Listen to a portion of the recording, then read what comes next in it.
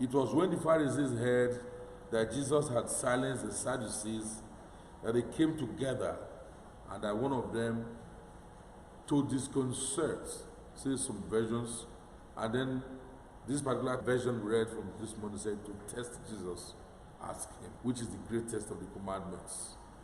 So with a good intention. Not because he wanted to know the truth, but it was because he was a lawyer. And then he wanted to ask Jesus a question from the law. To be a lawyer is someone who studied law, an expert in the law, one who is consulted in matters of the law, one who knows so much about the law, one who will stand for someone as an advocate. To disconcert means to confuse someone, not just to test, to confuse you, to disconcert, to destabilize you, to throw you off balance. That's the meaning of disconcerting. So not just to test, not ordinarily to test, to make a fool of Jesus, to confuse him, to let Jesus know he doesn't know what he's saying. Because Jesus had silenced the Sadducees. What that means is that he had spoken to them in such a way that they had no more to say. So they were silenced. They had asked him so many other things. Jesus had silenced them. And so he had no more to say, oh, who does he think he is?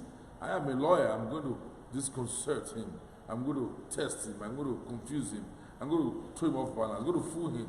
Then he came to Jesus to ask him this question, which he thought was a very strong one. Why? Because of the numerous laws that they had. They had from the laws, they had from the commandments, ordinary commandments, 365 prescriptions, 248 prohibitions, making a total of 613 prescriptions and prohibitions, laws. And then added to that are the 10 commandments that was given to Moses.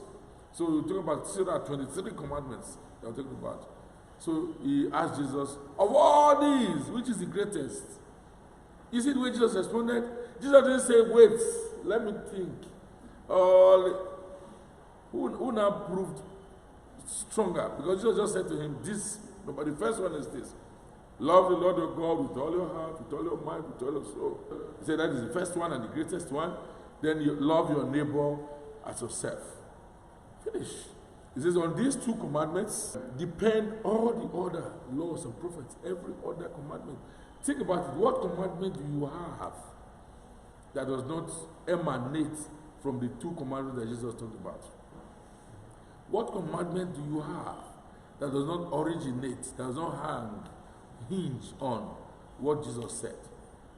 So this man who came to ask Jesus was now the one who was disconcerted, was the one who was now put into confusion. He too was silenced by what Jesus says. Of course, for us also it's an opportunity to learn, because apart from the fact that Jesus threw him off balance, Jesus also taught through his explanation, through his response. Jesus knew what he was asking, but it was an opportunity for Jesus to teach. Every time Jesus opens his mouth to talk, he does not joke. He came for a mission. His business was a very serious one. So he made use of every opportunity to teach people. Even what he said today is a great teaching. When he says, this is the first commandment, love the Lord your God with all your heart, with all your mind, and with all your soul. And then love your neighbor as yourself. These two commandments really are one. They said the first is like, this second one is like the first. It is truly the same. That's why today I will just read a piece from the first letter of St. John, chapter 4, verse 20, that tells us that they are the same. First John 4:20 says, if anyone says that he loves God but hates his brother, then he is a liar. For he who does not love his brother whom he does see, in what way can he love God whom he does not see? It's the same thing. You cannot say you love God who you cannot see without loving your neighbor who you can see.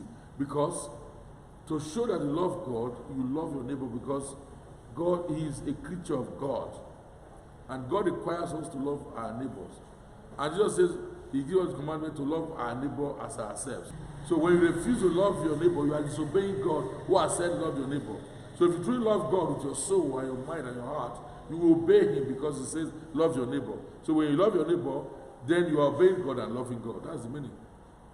Loving one's neighbor, it has some implications. The very first of which is that you love yourself. You know, when you say love your neighbor as yourself, it means that you have to love yourself first so you can love your neighbor.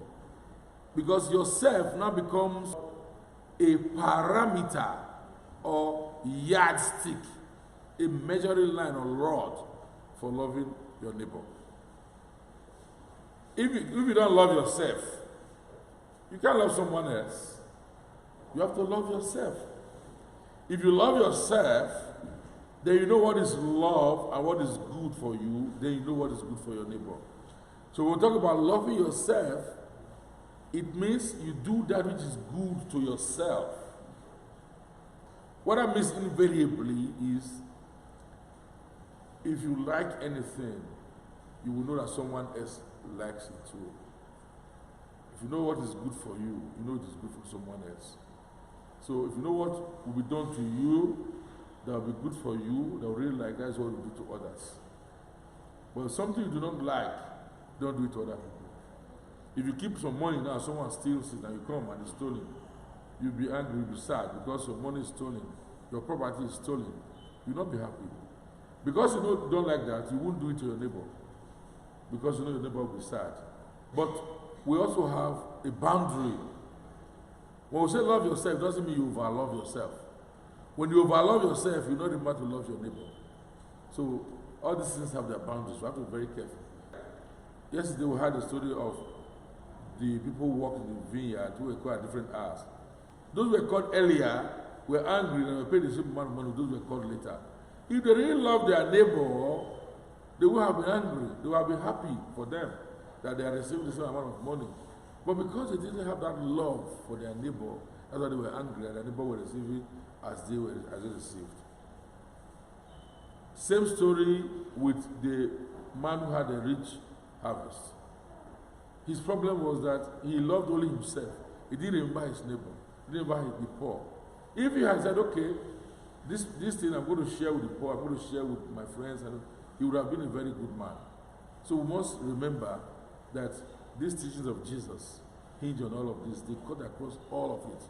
And remember to express the love that we have for ourselves to one another and love in Christ.